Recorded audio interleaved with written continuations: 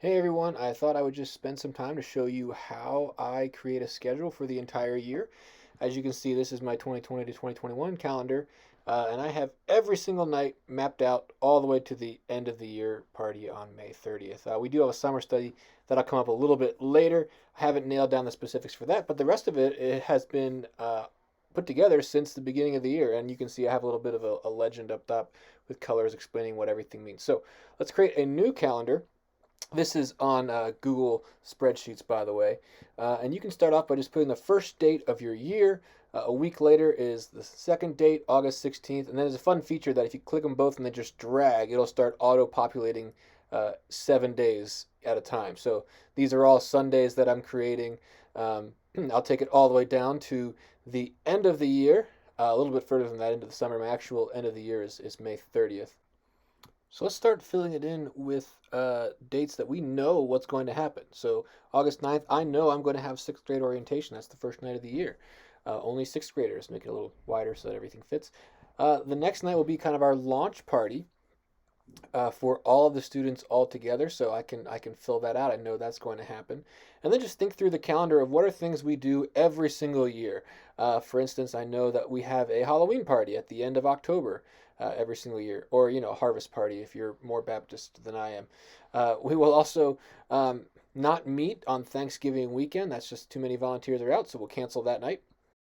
And then I know we will also take a few weeks off for Christmas break as well. So we're going to take these 2 weeks, add them in there. We're not meeting those nights. We have a few things going on in the February is always a weird month. I know that our winter retreat is usually the last weekend in February, so I can add that here as being a winter retreat. And then we have a Super Bowl party. The Super Bowl this year is on February 7th. Um, Maybe, COVID and stuff. So I have those two dates on there as things that I know will happen. Easter is a day that we won't be meeting for student ministry, so I'll add that on there. Mother's Day, another day we don't meet for student ministry, I'll add that on there. And then I know the year will be ending on May 30th, our end of year party. We have a different programming over the summer that we'll switch to, but I won't do that now. Now, what helps me to clarify things in my own mind is a little bit of color coordination here. So, for days that we're having parties, I like to make those yellow, just so I know that this is a lighthearted night, and we're not going to be doing our usual programming that night. It's mostly just a night where we're having fun. For so there's our parties listed, and then for nights that we're not meeting, we're going to make those red. So I know that that night is completely canceled. No one will be here at all.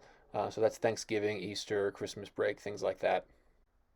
Now I want to consider other things that are going in our church that might be unique to this year. So, for instance, on September 20th, we had a church-wide worship night.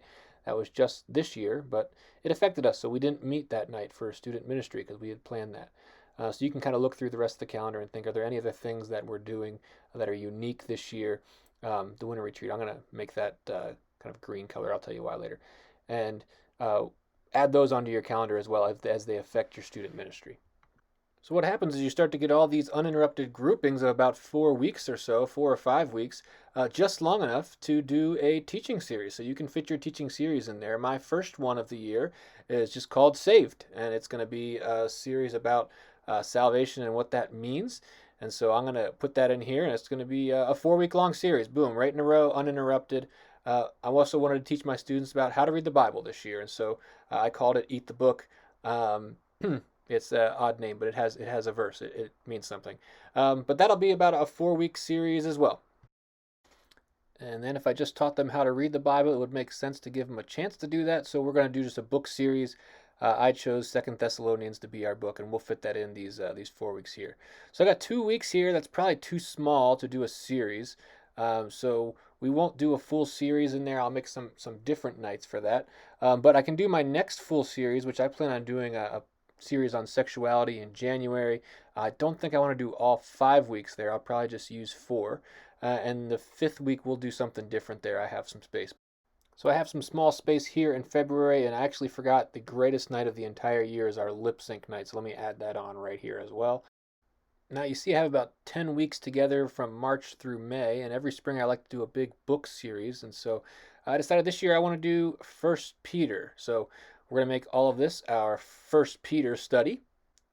And that brings us to the end of the year, but we still have quite a few gaps in there. So let me go back and fill in a few things I forgot in my Christmas party. So I'll add that in December as well.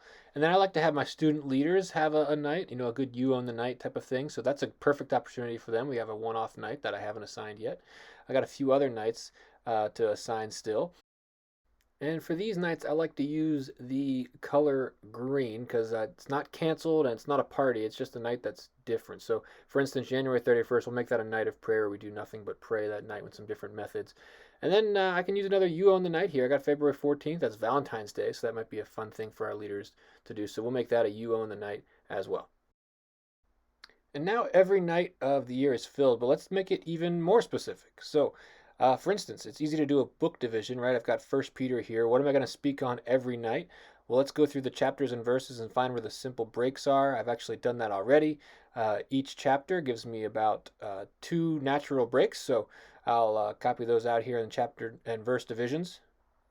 And then as I looked at chapter 5, it didn't really seem to have a natural break. So I think I could teach the entirety in one day and that would make sense.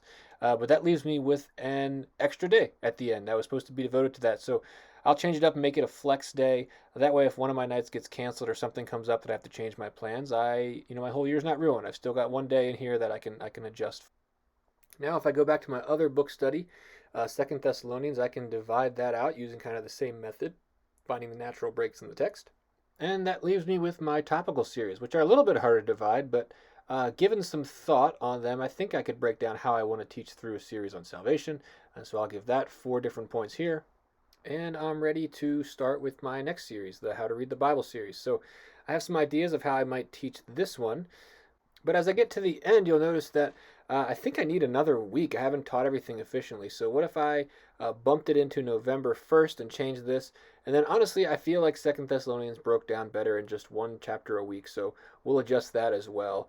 And this is a better looking schedule than the previous divisions. So then I just have to figure out the sexuality series in January, what I want to do each of those nights. That's something I can kind of do a little bit later, not necessarily now. And you'll notice that once you have it all together and you clean it up, it looks pretty good. You can look through the entire year and say, hey, any night, I know precisely what I'll be doing, precisely what we'll be teaching on. That's how you can make your own calendar for the whole year.